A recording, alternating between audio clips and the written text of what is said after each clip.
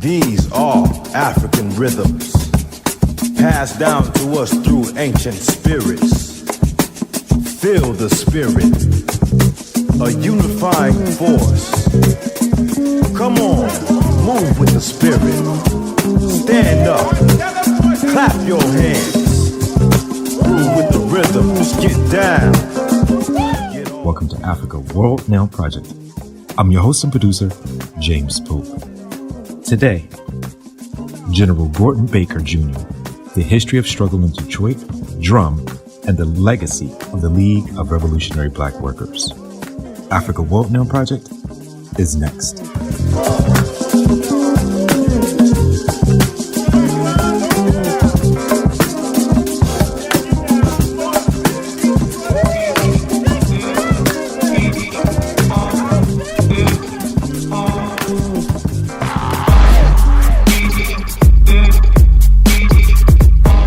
I wanted to start our session with this rather prescient thought from Ingalls, something you will hear General Baker posit in the talk you will hear next.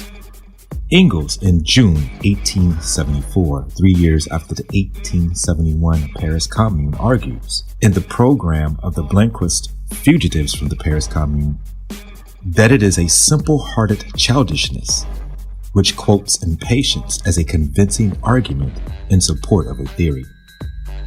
Lenin, slightly repurposing this thought, argues in Left-Wing Communism, an Infantile Disorder, section titled No Compromise, that it is childish innocence to present one's own impatience as a theoretically convincing argument. It is no question that we are at a very important juncture globally. I do not think this revelation is as revelatory now as it has been at other world historical junctures. The thoughts presented at the outset add validity to this notion. However, it cannot be lost that the revolutionary role of the working class has more advanced potential than these previous epochs. Many are overwhelmed at the seemingly multiple areas of struggle. The common refrain from many is this: too much is happening at once. It's a lot. Let's be clear, this sense of, quote, overwhelm is part of the logic of oppression to separate and confuse the masses into privileging the seemingly novelty of the moment. What I mean here is simple. It is a historical fact that the objective material conditions at various moments of intensification of oppression produce simultaneous response from the masses. This spontaneity, through an intentional disassociation from the genealogy of both oppressive structures and historicity of mass response to them, often distorts the ability to understand the primary contradiction at the moment of conjuncture.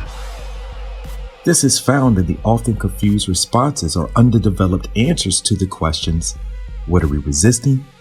Why are we resisting? And what new society are we attempting to build?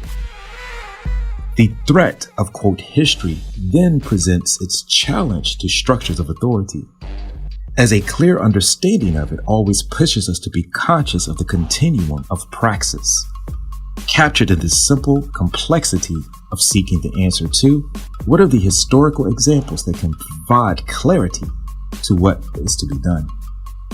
It is here I posit that it is without doubt the League of Revolutionary Black Workers is one of our important examples to study, map, extract, and apply lessons learned. Let's see why. The League of Revolutionary Black Workers organized in the late 1960s in order to fight race and class oppression in the auto plants of Detroit, Michigan. They sought to address the objective material conditions within which they found themselves and developed a subjective social response to them, one that was intellectual, organizational, and expressly political. The League of Revolutionary Black Workers did this through a combination of theory and practice that resulted in the intellectual development of the members of the League and new organizational forms, as they created a pedagogy of revolution, or what Lenin called an education for revolutionary activity.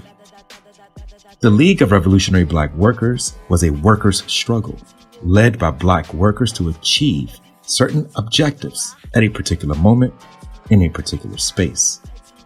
However, the development and practice of the League of Revolutionary Black Workers is part of the long struggle in Detroit, specifically a struggle that developed at a major turning point of global capitalism. A turning point that meant the end of the rise of Detroit as the industrial center of the United States and the beginning of its decline within the context of global capitalism in the late 20th and 21st centuries. The League of Revolutionary Black Workers was formed as an umbrella organization that brought together various local struggles, known as the Revolutionary Union Movement, or RUM, in the automobile plants of Detroit and other workers' groups. Composed of black workers, they adopted a Marxist orientation combined with a nascent and particular form of black nationalism. Coming into existence in 1968 and lasting until about 1973, they were able to organize a vast number of workers and to fight for their collective interests.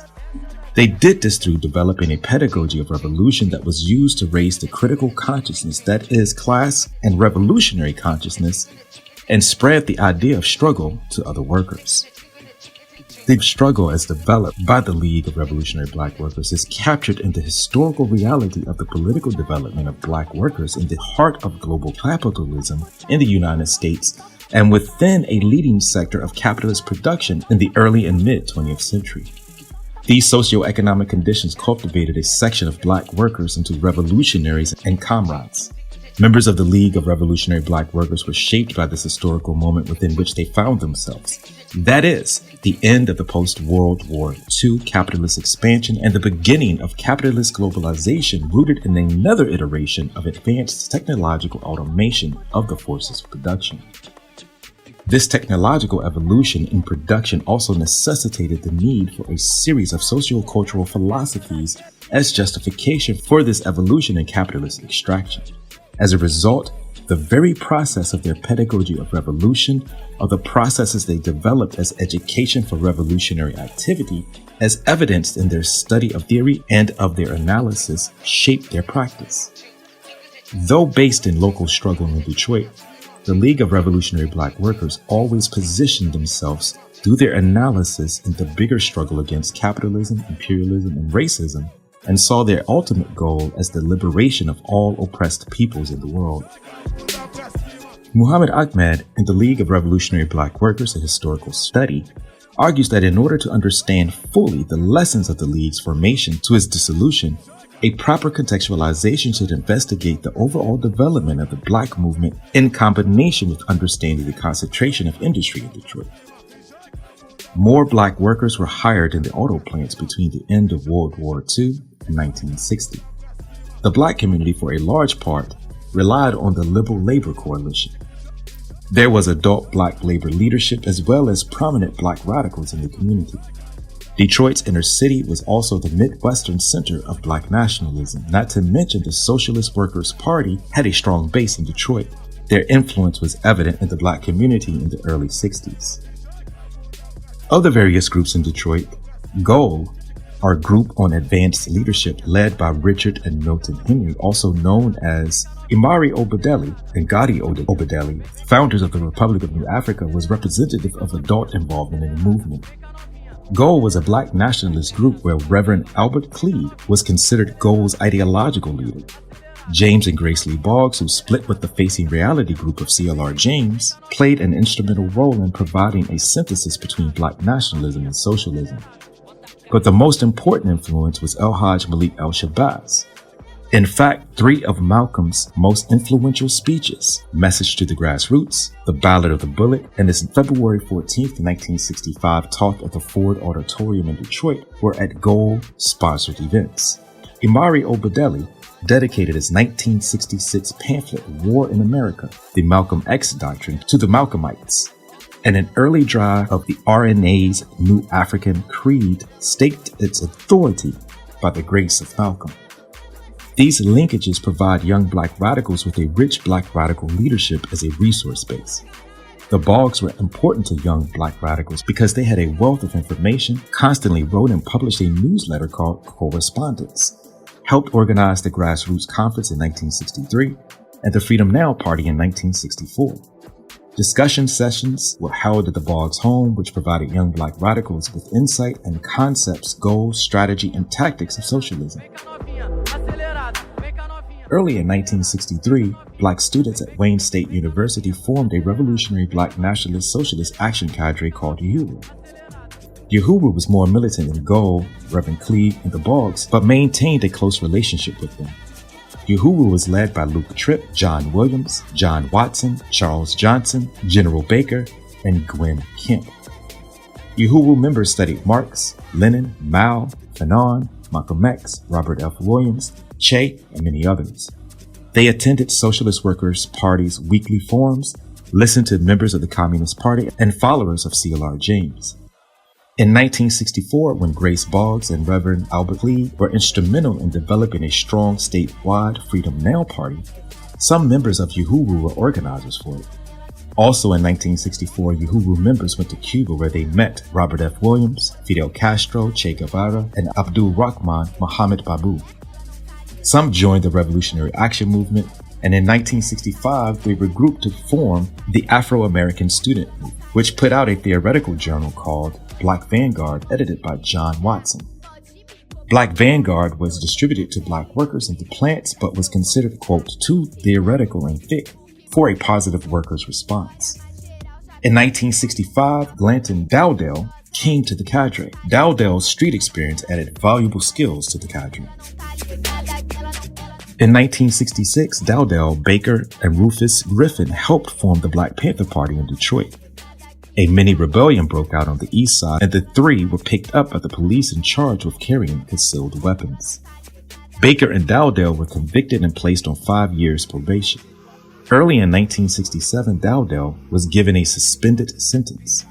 During the winter months of that year, RAM organized the Black Guards and self-defense community militias in Detroit. Join the Black Guards slogans were on walls all over Detroit. On July 22, 1967, the largest black insurrection in the history of the United States raged as thousands took to the streets and fought the police, National Guard, and the U.S. Army for 5 days. Dowdell and Baker were picked up on July 24th. The Detroit Rebellion raised the national consciousness of black workers.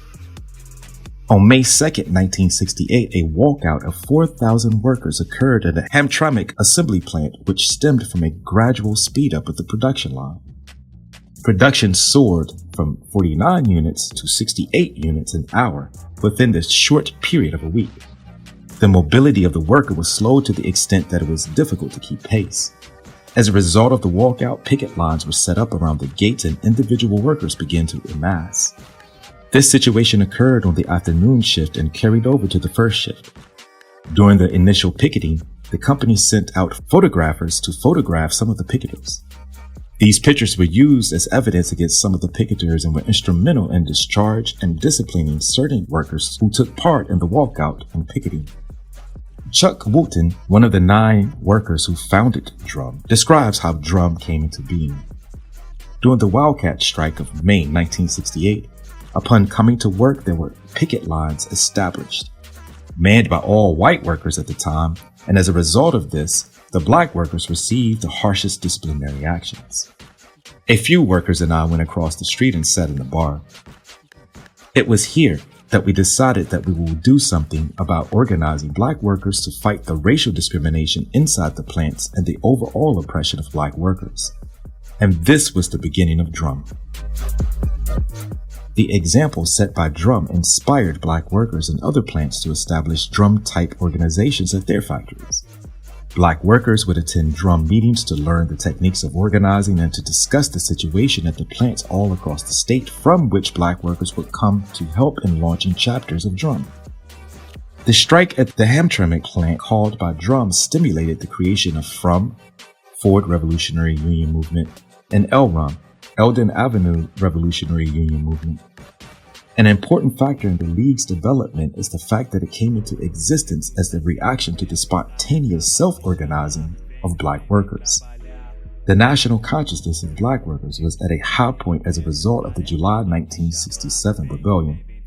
This carried over into the plants, where young black workers were more determined than ever to do something about the inhumane working conditions.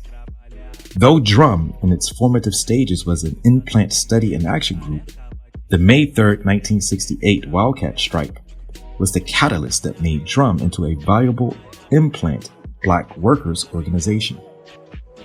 Organization and structure didn't come into existence until 2 months after Drum's development. Reacting to the spontaneous actions of the workers proved to be a contradiction that was never fully resolved within the League. Sustaining activity in the interests of workers became major problems for the in-plant organizers of the League. However, the concept of the League of Revolutionary Black Workers had been in the minds of activists General Baker, John Watson, John Williams, and Luke Tripp for years. In 1964 and 65, they had put out a theoretical journal called Black Vanguard, which called for a League of Revolutionary Black Workers. Between December 1968 and spring of 1969, meetings were held with the Cadre Collective, a loose coalition of activists who had worked together since the days of UHURU, to discuss the formation of the League of Revolutionary Black Workers. The contradictions which later emerged within the League were prevalent from its inception. A major aspect of these contradictions occurred between in-plant organizers, or workers, community activists, and petty bourgeois intellectuals. As Muhammad Ahmed wrote in the League of Revolutionary Black Workers, a historical study, whether one disagrees either partially or substantially with the politics of these organizations or individuals is quite beside the point. What should not be overlooked is that collectively they functioned as ongoing radical institutions which preserved and transmitted historical information and revolutionary values to a fresh generation of Detroit activists. And I would extend to generations beyond Detroit. Today, we will listen to General Baker from the 2010 talk he gave at the U.S. Social Forum held in Detroit, where he maps the history of struggle in Detroit, the formation of radical workers' movements, and the legacies of the League of Revolutionary Black Workers. Born in Detroit, Michigan on September 6, 1941, right after his family had moved north from Augusta, Georgia, General Baker's father worked for Midland Steel in the 1940s, and later in a job with Chrysler. The Baker family settled in a home in Southwest Detroit. General Baker grew up in a union household and often attended union events with his father. Baker graduated early from the nominally integrated Southwestern High School in 1958. General Baker is one of the founding members of the Dodge Revolutionary Union Movement, DRUM, in 1968 and the League of Revolutionary Black Workers in 1969. Baker's involvement in radical politics dates from the early 1960s. He had been a member of UHURU and the Revolutionary Action Movement and later the Communist League. Following the Detroit riot of July 1967, an event known to some as the Great Rebellion, General Baker and his fellow radicals sensed an opportunity for new organizing efforts. In September 1967, Baker, John Watson, Mike Hamlin, and Luke Tripp started a newspaper called The Inner City Voice. The paper focused on issues of concern to Detroit's Black population, including working conditions, housing, healthcare, welfare programs, and schools, all from a Marxist perspective. In addition to publishing the Inner City Voice, Baker, Hamlin, and other Inner City Voice staff members formed a study group to discuss how to implement revolutionary political change. On May 2, 1968, in response to a work speedup at the Dodge main plant, Baker led workers out of the plant in a wildcat strike. On May 5th, the Chrysler Corporation dismissed Baker from his job for violating the no-strike clause of the collective bargaining agreement between Chrysler and the United Auto Workers, UAW. As a result of this strike, Baker and his fellow activists formed DRUM. DRUM saw both Chrysler and the UAW as enemies of workers of African descent, and from 1968 into the early 70s, DRUM worked to gain more power for African American workers and to improve working conditions at Dodge, Maine. General Baker is and will continue to be one of our important socio-political and cultural theoreticians of the 20th century that provided essential perspectives for the 21st century. As part of the collective of revolutionary workers who sought to organize the Black working class in conjunction with addressing issues in the larger Black community, General Baker was a living example of theory and practice in the context of Black liberation globally. Our show is produced today in solidarity with the Native, Indigenous, African, and Afro-descended communities in Standing Rock, Venezuela, Corporation Jackson in Jackson, Mississippi, Brazil, the Avalon Village in Detroit, Colombia, Kenya, Palestine, South Africa, Ghana, Ayati, and other places who are fighting for the protection of our land for the benefit of all people. Listen intently, think critically, act accordingly. Feel so good when you're by my side. Check my Johnny Depp playing the role of a fly guy, whatever. I thought together we're tougher than leather and never fall for the pleasure under pressure, but it seems all that glitters is gold. Well, good evening. Good evening, General. What a pleasure. I first want to thank you all for this golden opportunity. I don't feel like I deserve all of y'all. You know, it's a real pleasure to be able to talk about the history of struggle and the task that we got in front of us. You know, and it's really touching for me because, you know, coming through some of the struggles we came through in the past, I didn't think I lived long enough to be explaining some of this to people and sharing those experiences. So I really want to thank you in that regard. Well, let me say, I'm like I was saying last night, I'm homegrown. I was born here in Detroit by my parents were sharecroppers from Georgia. They came following Ford's cry for 5 hours a day in the auto plants in 1941. I spent my life working in these auto shops. You know, I spent 40 years in the auto plants. I got hired in 1963 and I retired in 2003. But it took me those 40 years to get 30 years seniority because I got fired so many damn times and transferred and switched and changed names so many times, you know, that I couldn't get the 30 years credit for the 40 I did. Okay, so the experience we share ain't legal experiences, you know. They're experience that we got through struggle properly. Let's see, let me tell you, secondly, that even though I'm a retired auto worker, I'm married. Marion Kramer is my wife.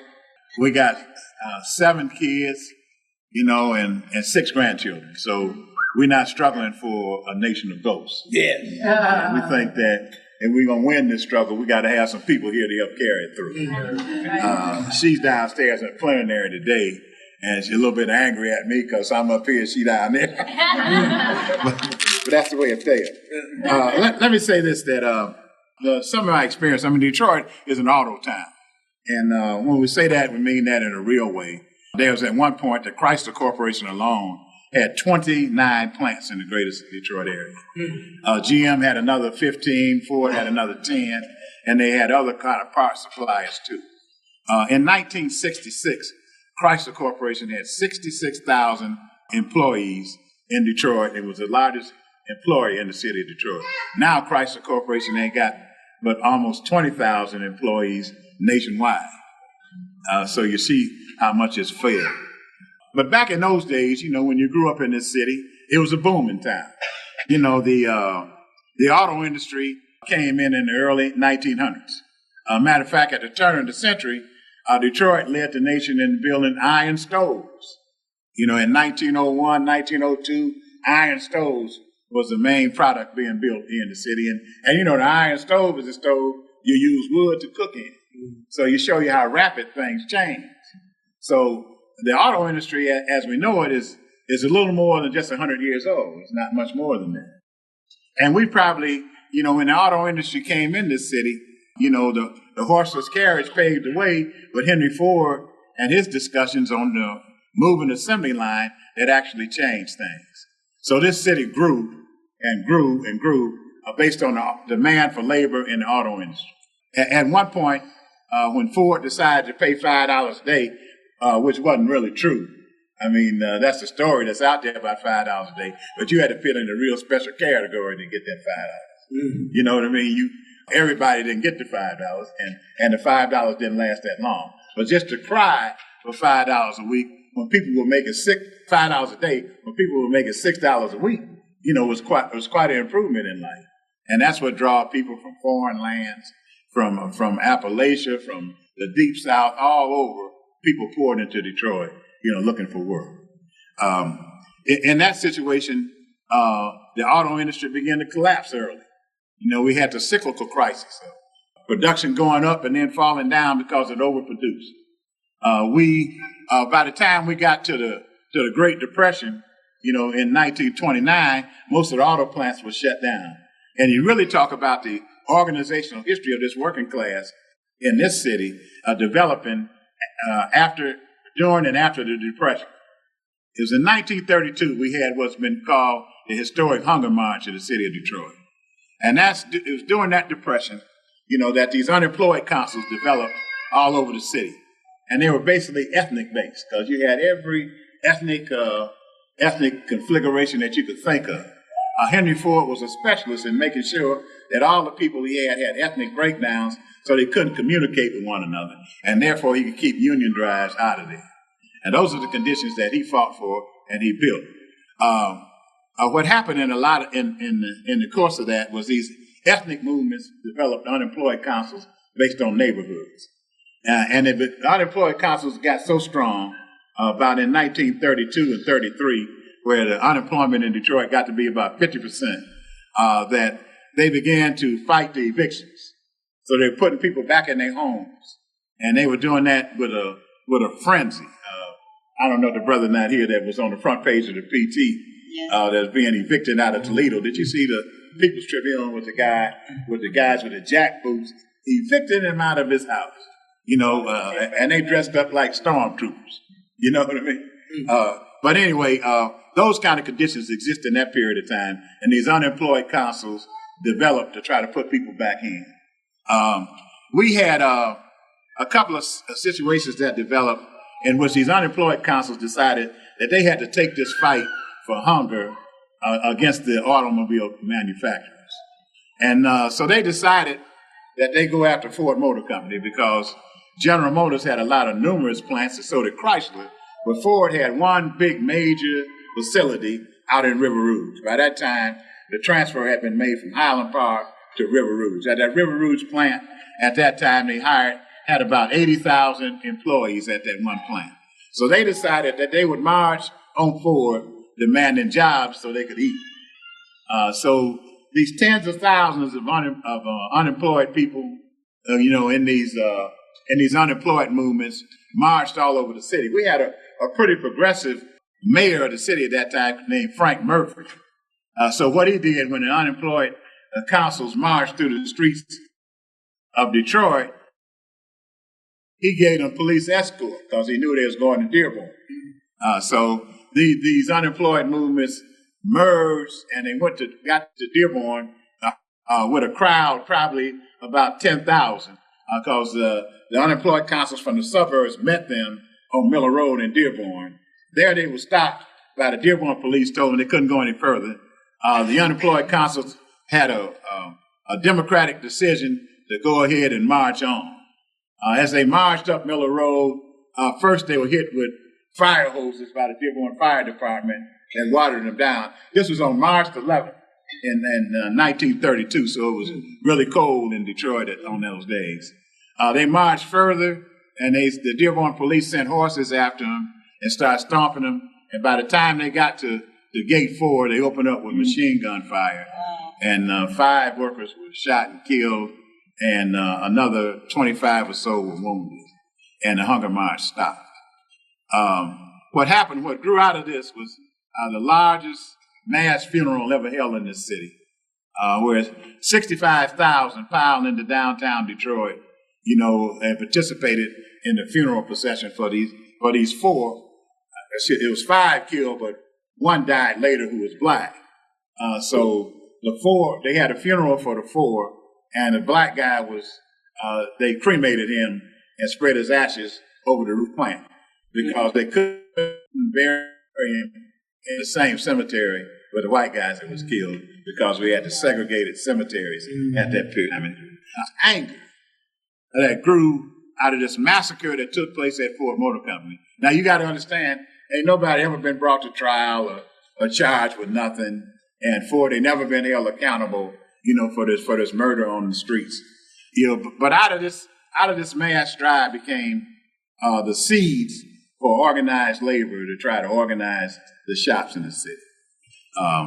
When Roosevelt was elected and the Wagner Act was passed, these same activists out of unemployed councils, they were communists and socialists of that day, took that struggle to organize in the shops. And they first had the big success at General Motors in Flint in 1937, when they went in and had the sit-down strike at Flint. And after a long 60-some days with sit-in, they were victorious in getting a union contract at General Motors. Once that happened, the sit-down movement broke out spontaneously now. And the way history reads is sometimes that organized labor organized these people, but that's not the way history plays it. These developments became spontaneous. People sat down themselves and called the union, said, come organize. So the union didn't do it. I mean, the women at the dime stores and millineries and restaurants all over town sat down and started calling the CIO, come over here and sign us up. You know, so you see these movements break out spontaneously. You know, they are not organized. They're not conspiracies. People take it up on themselves to take up the challenge of victory. And that's the way that thing developed. And most of the auto industry was organized at that period of time, except Ford Motor Company. Ford Motor Company had a different history. When they attempted to organize Ford Motor Company with the same tactics that they used at GM and Chrysler, they were soundly defeated, and that's what's called the Battle of the Overpass. And that's when Walter Reuther and those other leaders of the union were beaten by those thugs that Henry Ford had hired, and it beat back the organizing drive. Now, the main reason that they could not organize Ford, because Ford Motor Company had hired almost 17,000 African-American workers in that Ford Rouge plant. And because of the particular conditions they were confronted with, they had a particularly solid loyalty to Henry Ford. They didn't give a damn about a union. And most of the unions at that time still had discriminatory clauses. And they had no reason to try to trust a union over Henry Ford. Henry Ford, when he hired them in, not only confined them to the foundries, but he had blacks appointed to stamping plants and assembly plants. He had upgraded them throughout the industry, so it was a real solid loyalty, to Henry Ford. And therefore, they had to back up and regroup and recognize how to deal with this dynamic, that they confronted with here in the Rouge plant. What happened was that they finally developed an organizing committee for the black community. They made decisions to bring Paul Robeson into Detroit. John L. Lewis flew up with the coal miners, and the coal miners took up the task of organizing the Ford Rouge plant. I guess John L. Lewis and them took the dues of the coal miners to organize the auto workers, and I thought that was a gracious statement in his part. When you gotta tell your membership, look, we can't advance 1 ounce unless we organize this other section. So we got to take our dues and do that. And with this effort of bringing John L. Lewis and having these huge rallies at the Olympia Stadium and organizing the progressive black preachers in his Reverend Charles Hill and a few other ones, and had them actually preaching at the factory gates, that they finally was able to break this thing and organize Ford in 1941. And so once that broke through, you had the big militant local out of Local 600 that ended up being the best local that we ever had. That local understood what solidarity meant. The rest of the locals didn't. That local understood what discrimination would get you. The rest of the locals didn't. So we had that one big progressive local that developed, and it's still that way today. Almost all the black leaders in the UAW that rise up come out of Local 600 because it's different. In 1941, things changed rapidly. Most of you know this stuff, and I'm just going to repeat it to you. But the war broke out. Ford was organized in April of 41. Pearl Harbor Day was December of 41. Once Pearl Harbor Day came, there wasn't a single new car built between 1941 and 1945. I know you all know that. And please don't go out looking for a 1942 something or another, because it don't exist. The entire auto industry was transformed into war production. The government covered the cost of production plus 10%. So the companies didn't care how many people they hired, because they were going to be covered by the government costs. In the process of this, Detroit became one massive sea of humanity. People came from everywhere. Streetcars ran all night and all day. All the plants ran 24/7. Massive amounts of production. The Ford Willow Run plant was built in Willow Run and hired 42,000 people. That's why we saw Rosa the Riveter out there riveting airplanes together. We ran PT boats at the plant that I worked in. armaments and tanks were made all over the city. So that actually changed the whole character of production, but it became a sea of humanity in this city. So that's kind of the important history early on of the development of the industry and the organization of labor in this country. We had all kind of conflicts in the midst of the war. The stories I tell from the old guy, had an old guy, Dave Moore, I used to run with. He passed away last year. He was 97 years old, just articulate. And he was telling me about how during the war, when they was building all these trucks, the Teamster unions would not allow blacks to drive these trucks. They had army trucks parked up all over Illinois, all over these streets, and white workers was killing themselves trying to drive all these trucks to the army bases. So these blacks appealed to try to figure out a way for them to break through, had all kind of resistance from the Teamsters. They had to end up appealing to Eleanor Roosevelt to get them to break the discrimination and allow them to drive those trucks and get them to the army bases, else they'd have been stuck there behind some discrimination.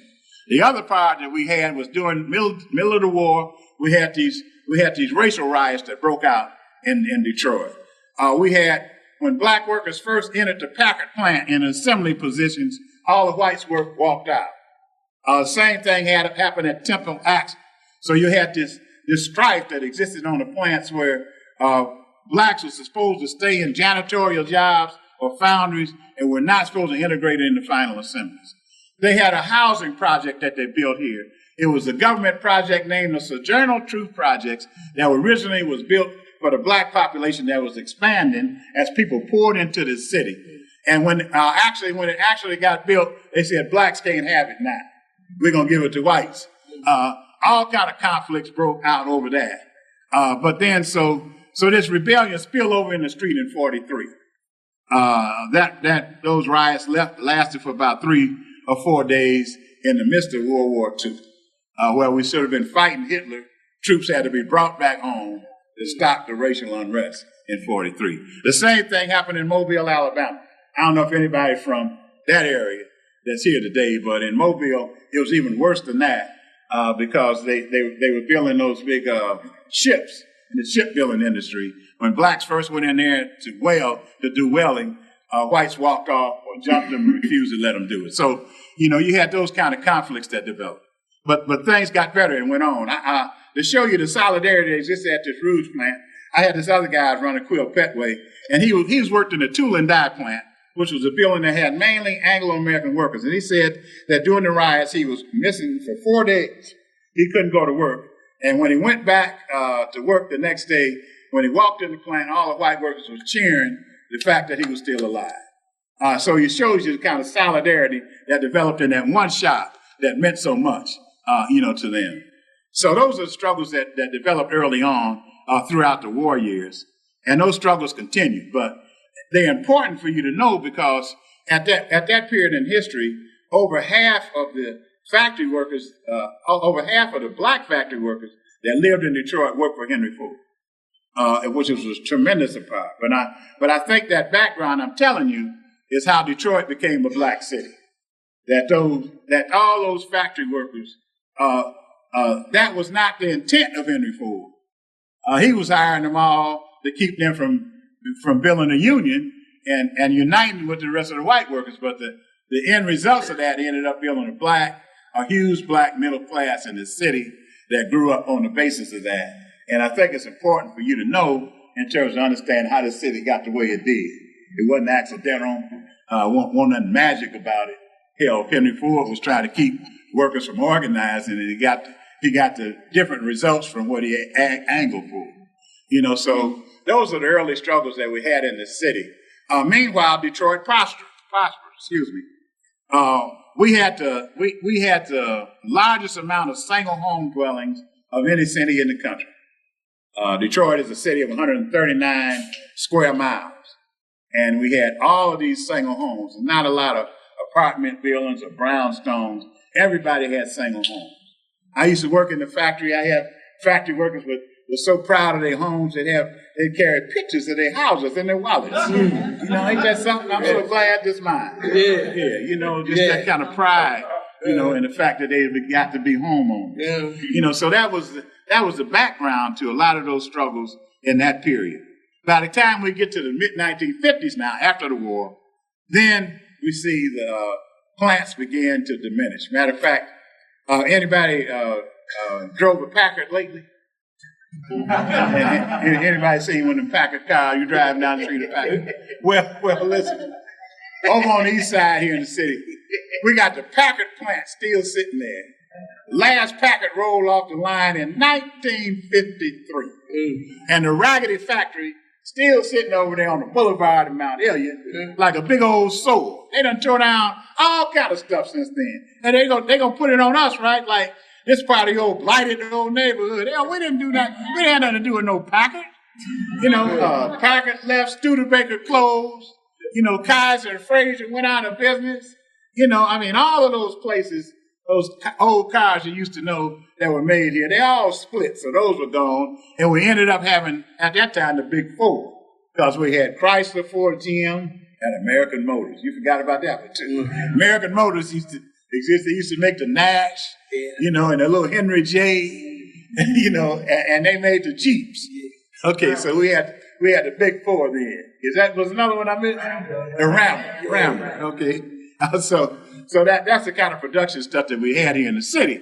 But these plants began to break up in the 50s and move. They started moving to suburban areas because they were afraid of union organizing. Coming out of World War II, after the war, there was a whole wave of strikes because during the war we had no strike clauses. The workers couldn't strike because striking would affect the war production. So as soon as the war was over, workers started striking everything, and the soldiers came home.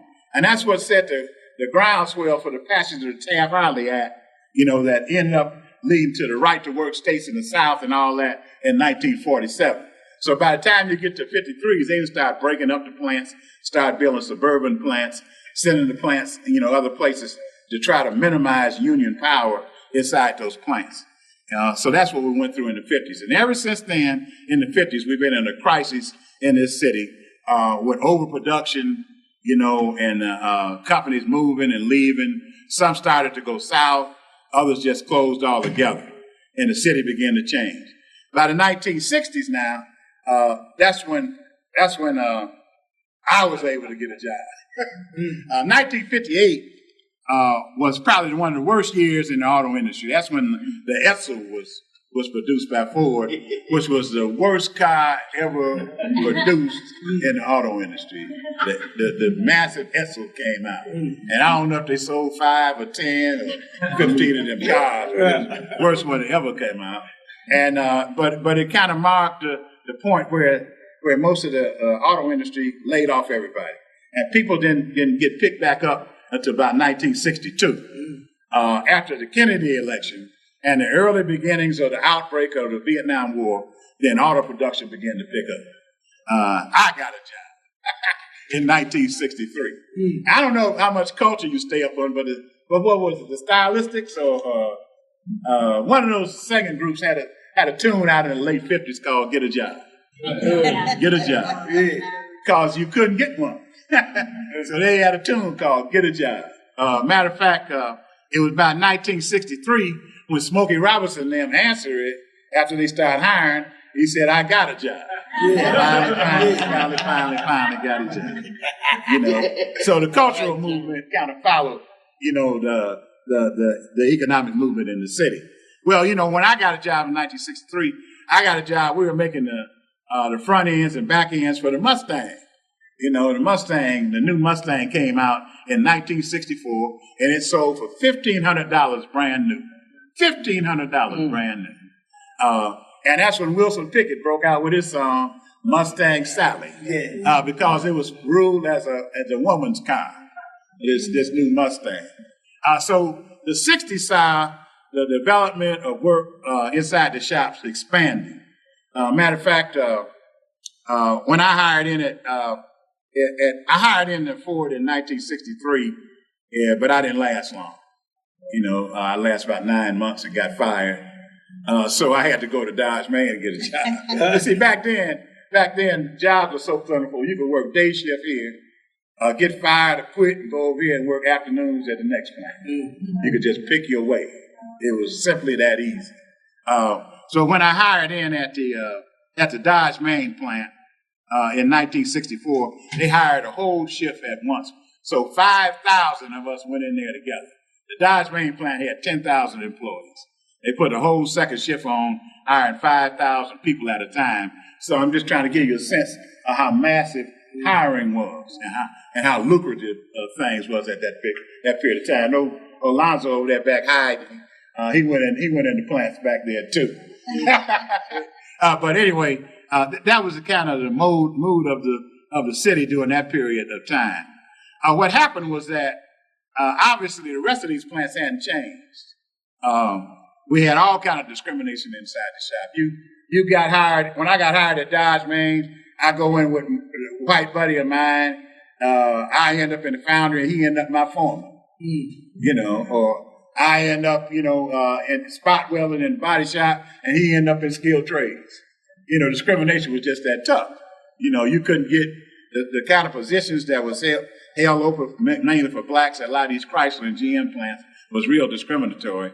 And that's what set the basis for us began organizing inside the shops.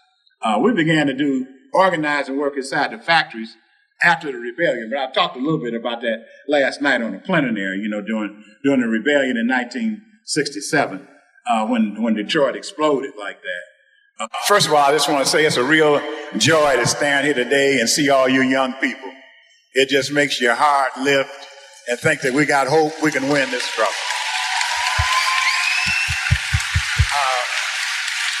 Well, let me tell you, I'm homegrown. I was born here in Detroit in September the 6th, 1941, at the old St. Alban Hospital.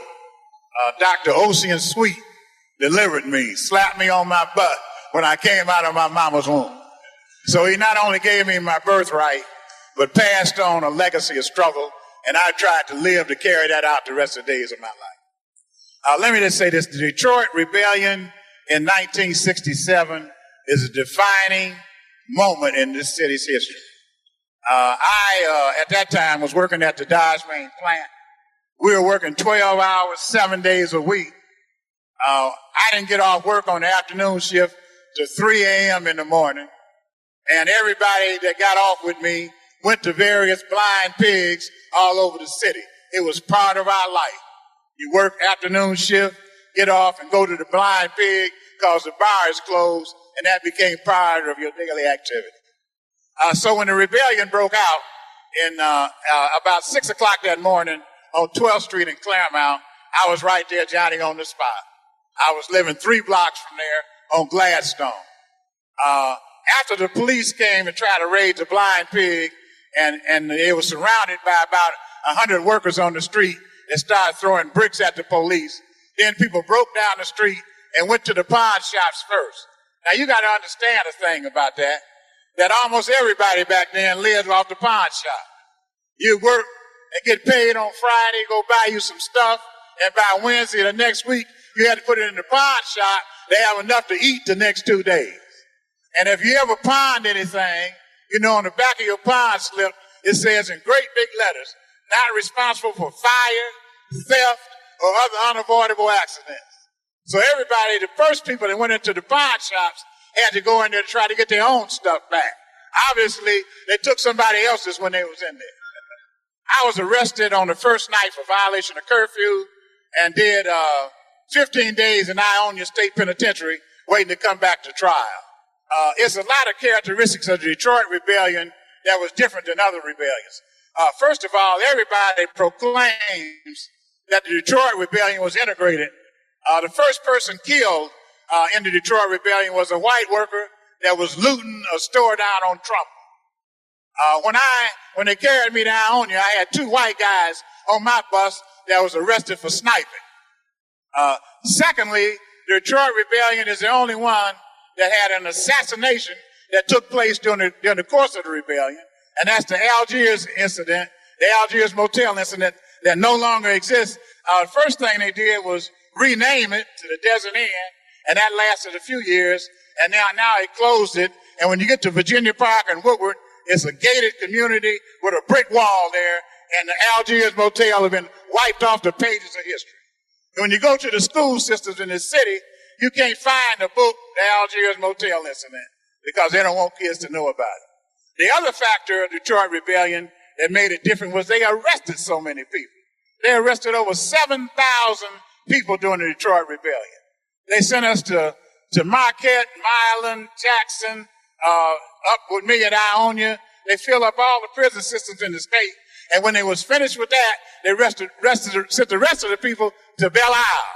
So when you talk about Belle Isle as a place for lecture, it became a jail. We called it Belcatraz. The other factor I think is important to know that those National Guard shot up this city. Anybody that went into the rebellion that didn't hate the police had to hate them when the rebellion was over. They shot over 150,000 rounds of ammunition with those 50 caliber machine guns over this city. They had so many shell casings laying on the ground that we picked up the empty 50 caliber machine gun shells, put rawhide on them, and wore them for necklaces as a symbol to the rebellion. I don't know if any of y'all remember that. But the biggest lesson that we learned out of rebellion was that when they established curfew, if you got sick, you couldn't go to the hospital. If you got hungry, you couldn't go to get no food. But if you had a badge from Chrysler, Ford, or General Motors, you'd get through the police line, the National Guard line, and the Army line to take your butt to work. We learned a fundamental lesson out of that the only place that black people had any value in the society was at the point of production. And that's why we turn our efforts towards organizing in the factory. And within a year's time after the Detroit Rebellion, drum was born. And that was the basis of our struggle and the drum movement that grew out of that. The stress I wanted to make was where the struggle to organize the workers came from. It grew out of the rebellion. We learned a fundamental lesson, took that lesson, applied it, and was victorious with it for a while. Ron, I'm going to pass you the torch. So in a lot of ways, that's been the history of the city. You know, that work we had to fight the company and the union. You know, the union was so bad, we developed a slogan that says the UAW means you ain't white. It was that bad. We had picket lines around Solidarity House and everything. We couldn't even get a conversation with them. We go up to try to talk to them about discrimination. They said the only discrimination that exists in the union is that you started. You know, so anyway, we was just in a lockdown battle. We developed organizations in the factories to fight back. And we had to be careful. We learned some lessons about those organizations. We had to develop an organization that wasn't a caucus, that didn't follow union rules. Because if you develop an organization like that, then the rules of that organization alone shuts you down. I got fired in leading the wildcat strike at that plant, and we decided to use my discharge as a calling card to build an organization called DRUM, which meant Dodge Revolutionary Union Movement. And what we decided was that we used it to say that you have declared war on us, and that's the only decision that you'll make.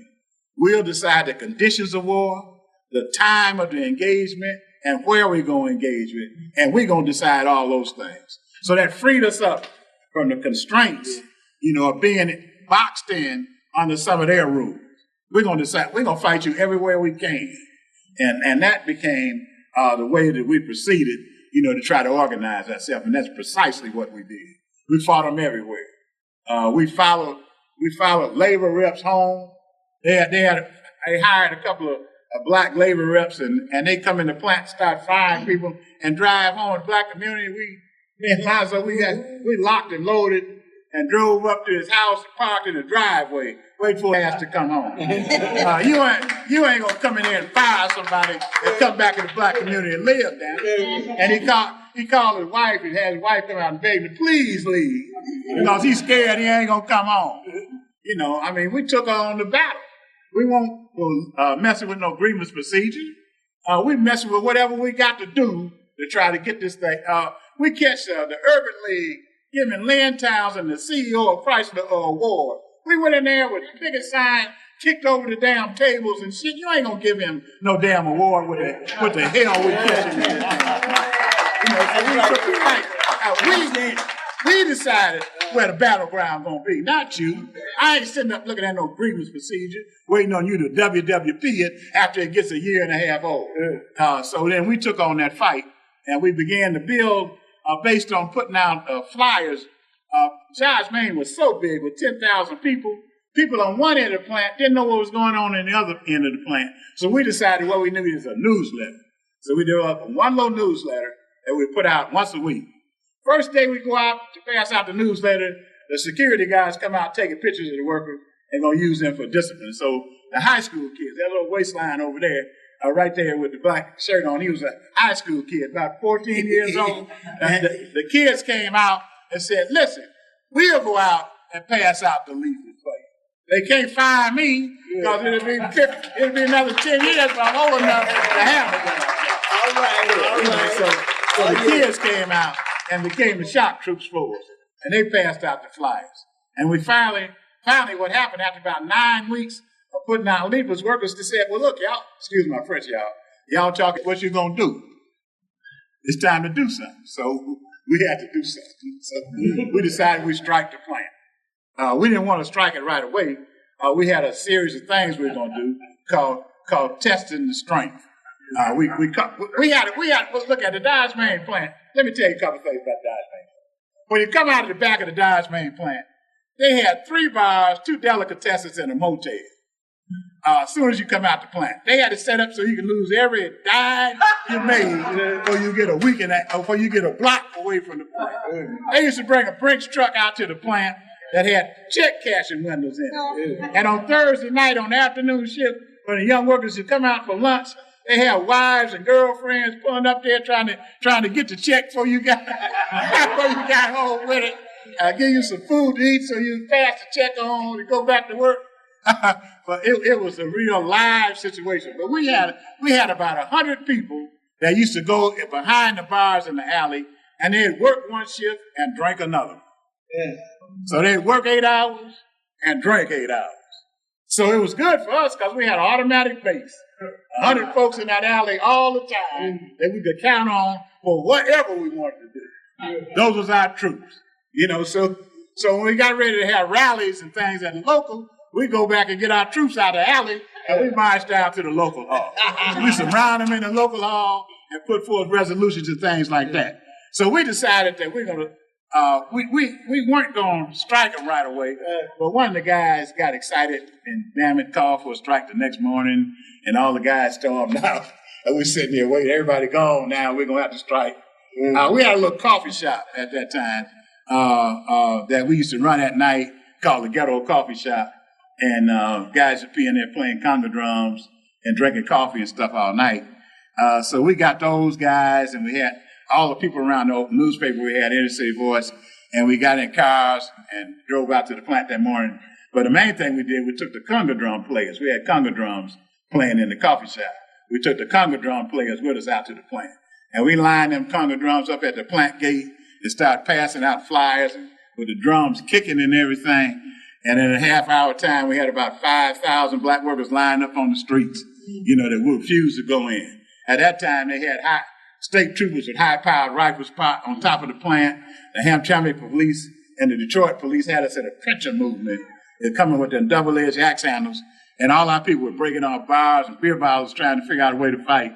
We were able to quickly get them in cars and take them down to the Solidarity House, which is the Union headquarters, and have a picket over there and one at Chrysler headquarters. So we were able to defuse that battle that we were going to get slaughtered in. But at the same time, let me tell you, the Chrysler Corporation didn't know what to do with this strike. They declared it to be an extra legal strike instead of illegal. So nobody got fired, They didn't know, they were scared. They were scared, they didn't know what to do with it. And so what happened was that workers started coming from everywhere after they heard about Trump. They came from the Eldon plant where Alonzo was. They came from Ford Roos. Everybody wanted to run. They wanted to run a revolutionary union movement in their plant. We couldn't handle that. We told them, listen, we have paper and we have ink. We have typesetting equipment and we got a mimeograph machine. And we have some young kids that'll help you distribute it. You write your own flyer. We'll help you print it, and we'll let the kids help you pass it out. We cannot handle all these different organizations coming at us. And I want to explain to you that because I think it's a difference between a movement and an organization. A movement breaks out spontaneously, and that's what happened. These movements broke out at all these factories and even other workplaces like Detroit News. And the organizations are always running around trying to catch it. So you understand, I think it's an important lesson to know movements are spontaneous, they break. You got to be prepared for them when you see them so you can take advantage of it. But that's the way history poses itself for us. But anyway, those movements grew in that sense, and our movement went on. We developed whatever we could, and but by the time we get to the late 70s, the auto plants began to collapse. I think we had the collapse of the Chrysler plant in 79. That's when Chrysler Corporation applied for the loan guarantees for the government. And ever since then, brothers and sisters, it's been one decline and collapse after the other. A good 2 years, bad 3 years. Good 2, bad 3. And that's been the history of this auto industry. One thing happened in this last collapse last year. Well, this crisis was so deep this time that when Chrysler and GM went into bankruptcy, they both came out partially nationalized. The government, we own a portion of GM and Chrysler. And I want to tell y'all that because the government don't seem to want to let you know. Yeah. But part of GM and Chrysler is yours, you know. That's important because when something new happens, it gives us an opportunity to think of new things. You know, I couldn't have told people if I told them about the nationalization of the company a few years ago, it'd been harder to believe. Now they can. They only partially nationalized. And our position really is that the whole thing should be nationalized and taken and run it in the interest of the workers and its communities, and not these CEOs, you know, who do nothing. That's right. They got a book coming out called Overhaul in the fall by shouldn't have mentioned it because I can't think of his name. But he was one of these guys that helped take over GM. And he talked about what the culture was like at GM. He said the CEO of General Motors rides down to the headquarters with his car and parks it in the private garage and have it automatically washed, and then catches the private elevator up to his private office and close his private door and sit there on his private all the rest of the day and don't talk to no damn body. And that's his work. And he gets millions of dollars for doing that. He don't do a damn thing. And he said when he got ready to bring the volatility package to the government, he blamed everything on the union and the economy. GM ain't done nothing wrong. You know, I mean, that's the kind of absurd stuff that happens with these CEOs. They don't do nothing. And the people that do nothing in society are the ones that get awarded the most. You know, they run around talking about I'm in mining, and they sitting on what does the movie say, on the 99th floor of some office building, is talking about he in mining. Fingernails ain't been dirty in his damn life, and he talking about he in mining. He ain't nothing. So that's the kind of character of these clowns that we work for. They give you little bullshit amounts of money for working, wages and so forth, and then they steal all that back from you in terms of the way you got his other things set up. His whole credit gimmick society, man, consumer credit, shit on credit. He give you a little bit to cool your ass out, and he steal all that back, which is called interest, the price of money. Most non-producing, non-existent, industries most deal with paper. There's a cat who will stand up and say to you, he's in mining. And he sits in an office, man, on the 199th floor in some building on Wall Street, and he's in mining.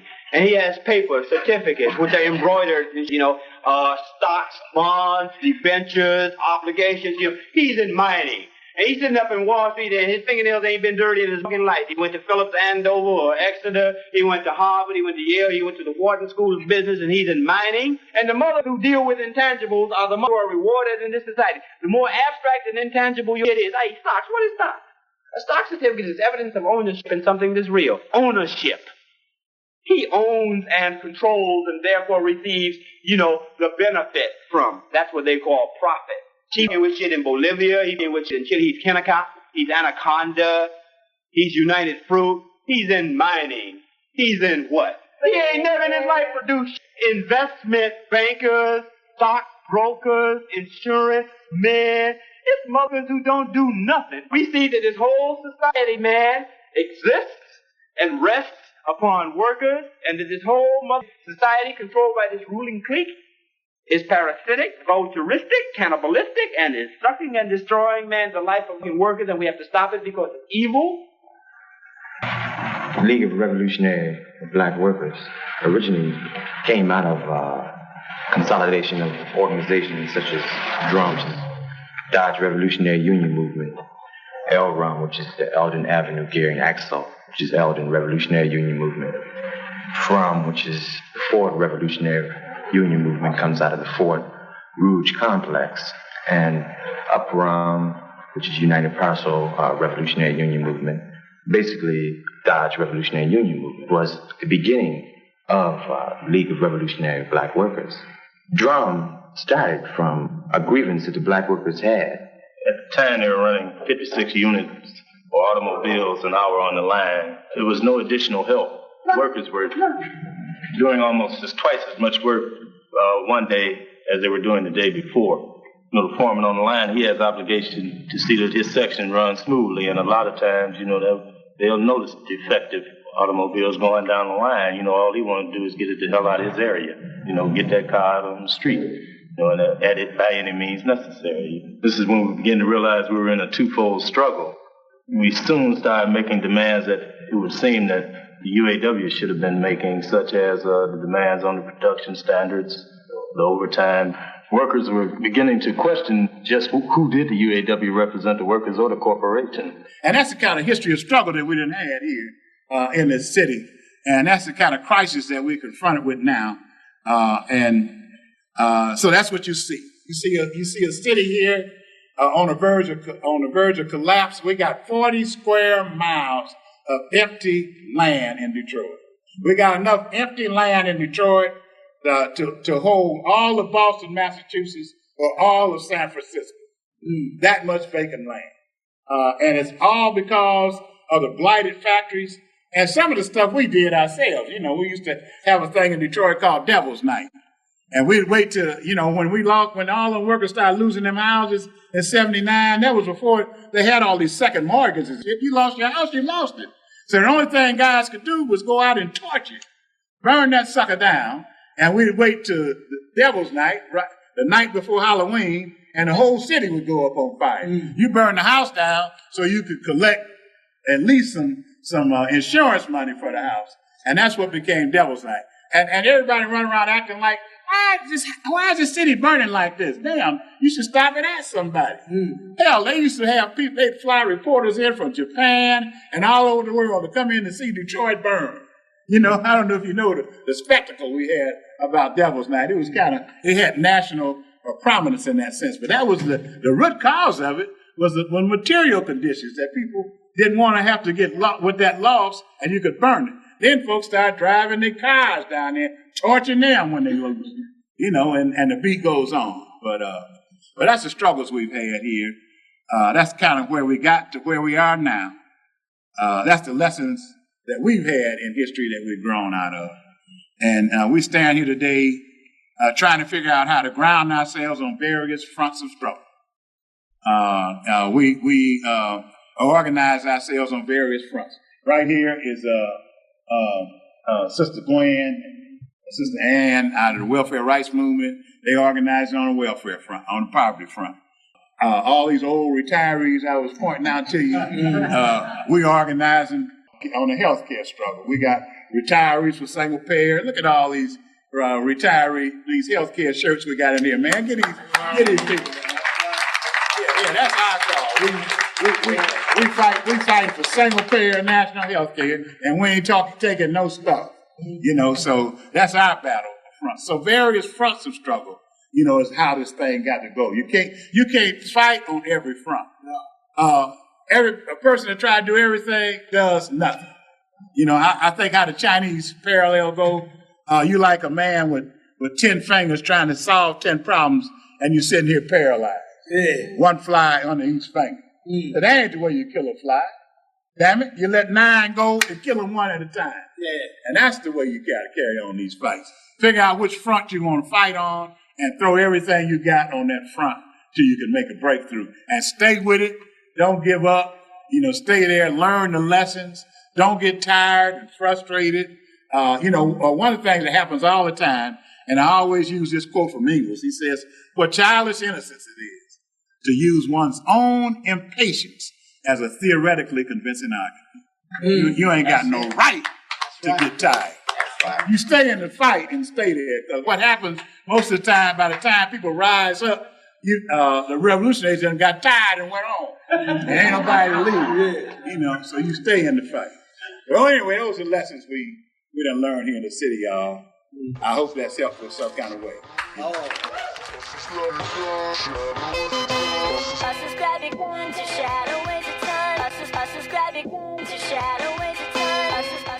That's it for Africa World Now Project for this week. I would like to thank you for joining us today and look forward to spending time with you next week.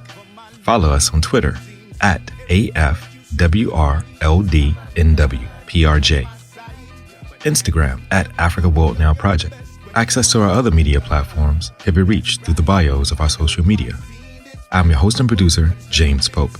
The Africa World Now Project Collective consists of international media journalist, executive producer, and human rights activist Muiza Muntali, Africa World Now Project media correspondent Funa Ngonda, senior research content contributor and production director Dr. Tasneem Siddiqui, senior research content contributor and production associate Dr. Josh Myers, associate producer and content contributor Dr. Keisha Khan Perry, content contributor and filmmaker Kurt Waterson, technology advisor is Byron Gray of Grayworks Technologies, and creative directors, international creative and artist designer Tabassum Siddiqui and Judah Pope. Africa World Now Project can be heard every Wednesday at 7 p.m. on WSNC, NPR affiliate and broadcast service of Winston-Salem State University. Programs are archived and available on all podcast platforms. Search Africa World Now Project. Until next week, be safe, be peaceful, and above all, be intelligent.